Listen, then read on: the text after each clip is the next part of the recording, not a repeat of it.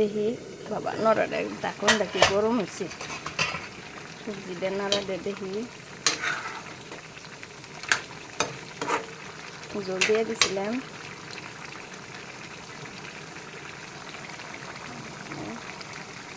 2-3 minute পর of করবো এই সবজিটা দেখি বেগুনের সবজিটা এটা হচ্ছে কষানো হয়ে গেছে এখন জল দিয়ে দেবো মাছ কটা কষাইয়া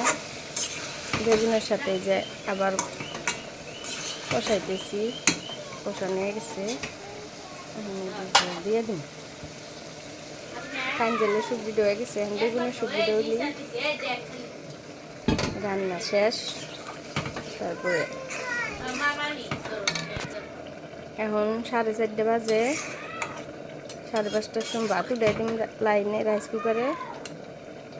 রান্নাটা হইলি বেডাক পড়াম এই যে ঢাকা দিয়ে দিলাম